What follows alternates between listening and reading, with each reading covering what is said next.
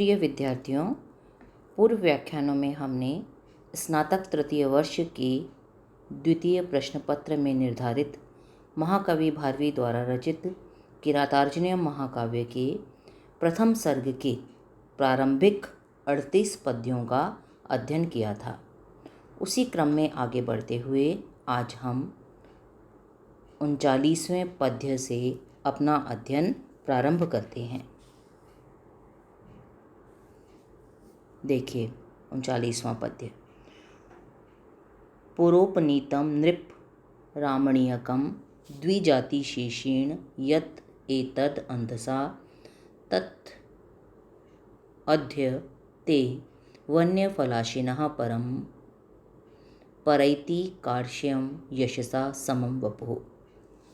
द्रौपदी महाराज युधिष्ठिर को संबोधित करते हुए कहती है कि नृप, हे राजन, हे महाराज, यत जो, एतत् यह, ते आपका तुम्हारा, वपुः शरीर, पुरा पहले, द्विजाति ब्राह्मणों से, शेषेण बचे, ब्राह्मणों के भोजन करने के उपरांत बचे हुए, अंधसा अन्न के द्वारा, तृतीया का एक वचन है, अन्न के द्वारा, रामणीयकम सुंदरता को, रमणीयता को, उपनीतम प्राप्त हुआ था,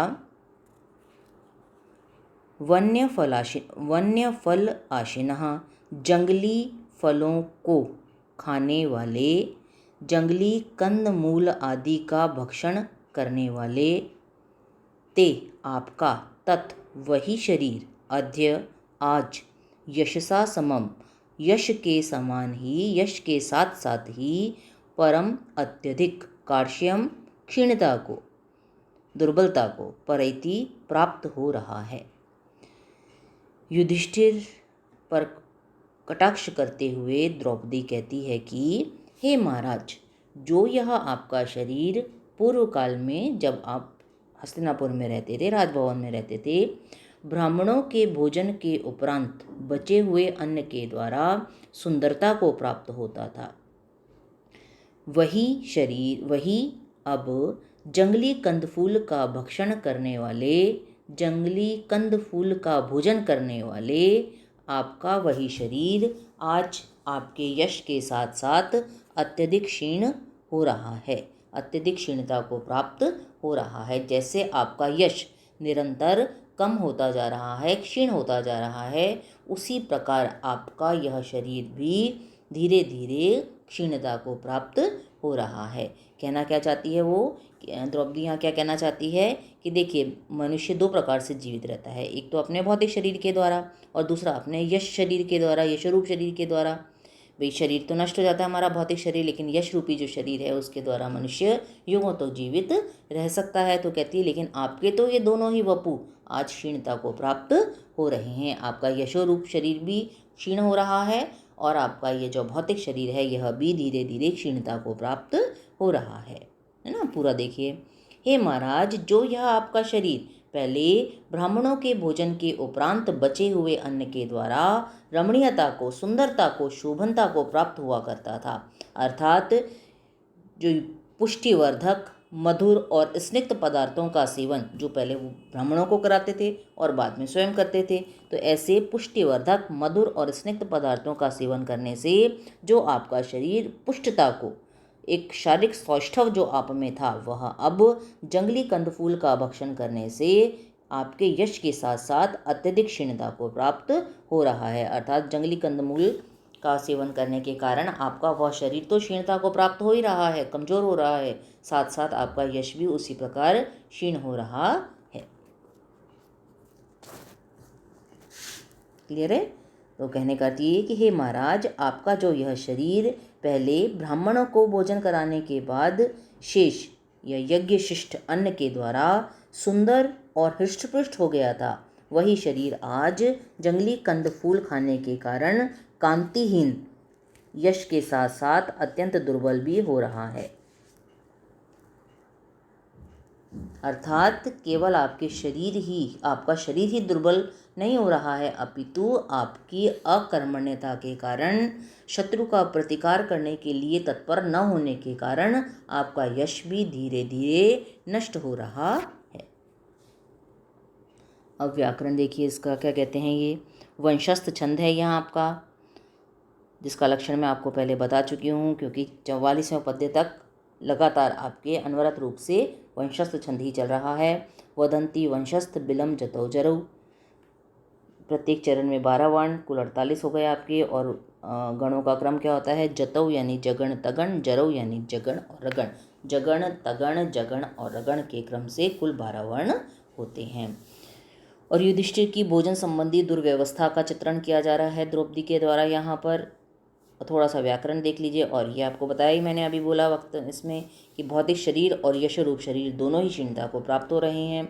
व्याकरण में आप बता दीजिए। उपनीतम में क्या है, उपसर्ग है, नी धातु ता प्रत्यय। परैति में परा उपसर्ग है, इण गतौ धातु है आपकी। लट लकार प्रथम पुरुष का एक वचन है। अब अगले पद्य पर आइए, 40वें पर क्या कहते हैं यहाँ पर। अनारतम यौ मणिपीठ शायिनौ अरंजयत राजशिरः सृजाम रजः निषीदतः तौ चरणौ वनेषु ते मृगद्विज आलून शिखेषु बर्हिषाम। देखिए क्या कहते हैं। ये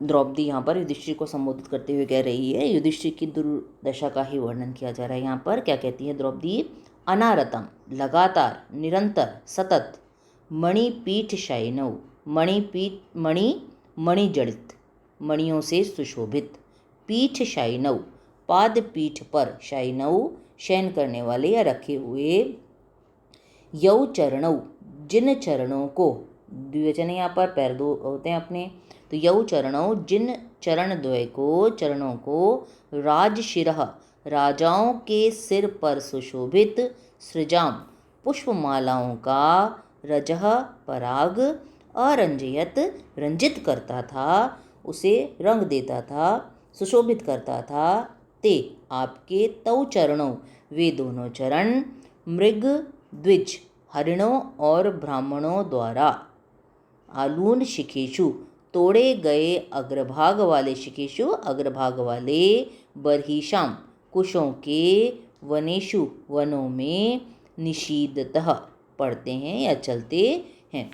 तो यहाँ पर द्रौपदी युधिष्ठिर की दुर्व्यवस्था का वर्णन करते हुए क्या कहती हैं कि निरंतर, पहले आप क्या करते थे, राज सिंहासन पर, जब सिंहासन पर आप आरूढ़ होते थे तो अपने पैर किस पर रखते थे, जमीन पर नहीं, अपितु मणियों से जटित, मणि जटित, बहुत सुंदर पैर रखने का जो स्थान होता है, पादपीठ होती है, उस पर अपने पैर रखते थे। और जब राजा लोग आकर आपकी स्तुति करते हुए आपके चरणों में अपना सिर झुकाते थे तो उनके सिर पर सुशोभित जो मालाएं थीं उनका पुष्प पराग आपके पैरों पर गिर जाता था और वह पैर थोड़े थोड़े रक्तिम से हो जाते थे, सुंदर प्रतीत होते थे। और उतने सुकुमार या इतने वह आपके चरण अब कहाँ पर पड़ते हैं, कोई पैर रखने का स्थान तो है ही नहीं, आप नंगे पैर जब कुशों के वन में विचरण करते हैं, और वो कुश भी कैसी हैं, जिनके ऊपर के जो बहुत कोमल भाग होता है उसको या तो हरिणों के द्वारा खा लिया गया है या ब्राह्मणों के द्वारा पूजा आदि करने के लिए ऊपर से जिनको तोड़ लिया गया है, तो अब जो बचा हुआ भाग है वो बहुत तीखा तीखा होता है, बहुत तीक्ष्ण होता है। उन पर चलने के कारण अब वे पैर रक्तिम तो दिखाई देते हैं लेकिन पुष्प पराग के कारण नहीं, अपितु खून आ जाने, रक्त आ जाने के कारण वे रक्तिम हो रहे हैं। अर्थात आपको भी बहुत कष्ट को सहन करना पड़ रहा है। पूरा देख लीजिए। निरंतर मणि जटित पाद पीठ पर रखे हुए जिन चरण द्वय को, राजाओं के सिर पर सुशोभित पुष्पमालाओं का पराग रंजित करता था, आपके वही चरण अब हरिणों और ब्राह्मणों द्वारा तोड़े गए अग्रभाग वाले कुशों के वनों में पड़ते हैं या चलते हैं। तो कहना क्या चाहते हैं यहाँ पर कि सदैव मणि जटित पादपीठ पर सुशोभित जिन चरणों को राजाओं के मस्तक पर वर्तमान पुष्पमालाओं का पराग रंग देता था, रंजित कर देता था, अर्थात जब राजागण अपना सिर आपके चरणों में झुकाते थे तो उनके सिर में सुशोभित पुष्पमालाओं का पराग आपके चरणों पर गिरता था। अब वही चरण अब आपके कैसे हैं? हरिणों द्वारा चरे गए, खा लिए गए और ब्राह्मणों द्वारा काट लिए गए, अतएव तीक्ष्ण कुशों के जंगल में पड़ते हैं, अतः रक्त रंजित हो जाते हैं। क्या इससे बढ़कर भी कोई हीन अवस्था, कोई दुर्वस्था हो सकती है? द्रौपदी कहती हैं युधिष्ठिर को कि अब तो कम से कम आपके भाइयों की इतनी बुरी स्थिति हो रही है, आपकी भी स्थिति जो है वो चिंतनीय है। अब तो कम से कम आप युद्ध के लिए या शत्रु से प्रतिकार लेने के लिए तत्पर हो जाइए। वंशस्थ छंद है, यहाँ पर भी युधिष्ठिर की दुर्वस्था का वर्णन किया गया है। और पूर्व में वो कहना कहती है कि पूर्व में पुष्पमालाओं के पराग से रंजित आपके चरण कमल अब तीक्ष्ण कुशों के वन में विचरण करने से रक्त रंजित हो जाते हैं। रक्तिम तो दिखाई दे रहे हैं वो, लेकिन पहले पुष्प पराग के कारण थे तो बहुत सुकुमार रहते थे, लेकिन अब तीक्ष्ण कुशों के वन में विचरण करने के कारण वे छिल गए हैं, उनमें से खून आ रहा है। पाद पीठ किसको कहते हैं आपको बताया ही, पैर रखने का स्थान। व्याकरण देख लीजिए। अरंजयत में क्या है? रंज धातु, लंग लकार है, भूतकाल, प्रथम पुरुष का एक वचन। निषीदतः द्विवचन है ये आपका, नि उपसर्ग, सद धातु, लट लकार, प्रथम पुरुष द्विवचन, क्योंकि पैर द्वय के लिए आ रहा है, दोनों पैरों के लिए आ रहा है। अब 41वें पद्य पर आइए, क्या कहते हैं ये? द्विषत निमित्ता यत इयम दशा ततः समूलम उन्मूलयति इव मे मनः परई अपर्यासित वीर्य संपदाम पराभवः अपि उत्सव एव मानिनाम एवं मानिनाम। तो क्या कहते हैं यहाँ पर? देखिए ध्यान से। यत क्योंकि, इयम यह, आपकी यह, दशा अवस्था, स्थिति, दुर्दशा बुरी स्थिति, द्विषत शत्रुओं के निमित्ता कारण से है, ततः इसलिए, मे मनः मेरा मन, उन्मूलयति इव मानो मूल से, जड़ से उखड़ रहा है, अर्थात मैं बहुत अधिक व्यथित हो रही हूँ। परई शत्रुओं द्वारा, अपर्यासित अपराजित, वीर्य संपदाम पराक्रम रूपी संपत्ति वाले, मानी नाम स्वाभिमानियों के लिए, पराभवः अपि पराजय भी, उत्सवेव उत्सव के समान होता है।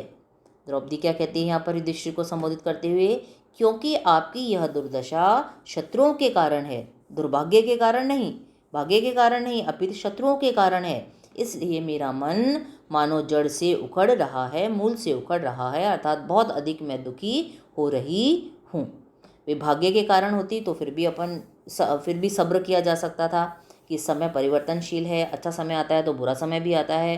अब ये बुरा समय भी निकल जाएगा, हम अगर प्रयास करेंगे, हम परिश्रम करेंगे तो ये बुरा समय भी निकल जाएगा, पर उस दुर्भाग्य के कारण आपकी ये स्थिति नहीं है, अपितु शत्रु दुर्योधन के द्वारा की गई है, इसलिए मैं बहुत दुखी हो रही हूँ, बहुत व्यथित हो रही हूँ, बहुत क्षोभ मेरे मन में आ रहा है।